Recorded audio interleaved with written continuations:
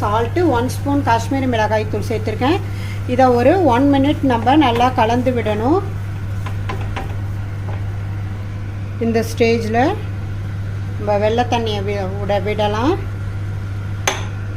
இது நல்லா வெள்ளை தண்ணி ஃபுல்லாக அப்சார்ப் ஆகிற வரைக்கும், நல்லா திக் கன்சிஸ்டன்சி வர வரைக்கும் நம்ம குக் பண்ணலாம்.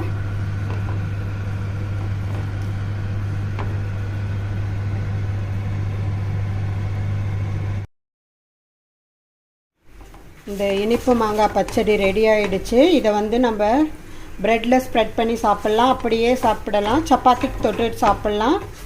இந்த ஸ்டேஜில் நம்ம இறக்கிடலாம். இது ரொம்ப டேஸ்டியாக இருக்கும். ட்ரை பண்ணி பாருங்கள். இந்த ரெசிபி உங்களுக்கு பிடிச்சிருந்துச்சுன்னா லைக் பண்ணுங்கள், ஷேர் பண்ணுங்கள் அண்ட் சப்ஸ்கிரைப் பண்ணுங்கள். நன்றி, வணக்கம்.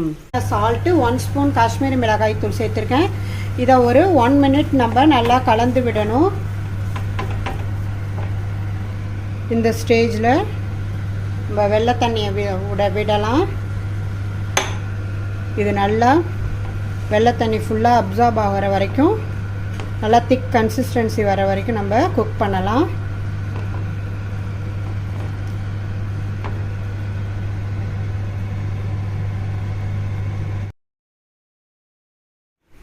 இந்த இனிப்பு மாங்காய் பச்சடி ரெடி ஆகிடுச்சு. இதை நம்ம ப்ரெட்டில் ஸ்ப்ரெட் பண்ணி சாப்பிட்லாம், அப்படியே சாப்பிடலாம், சப்பாத்திக்கு தொட்டு சாப்பிட்லாம். இந்த ஸ்டேஜில் நம்ம இறக்கிடலாம்.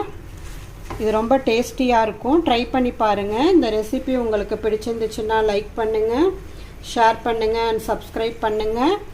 நன்றி, வணக்கம்.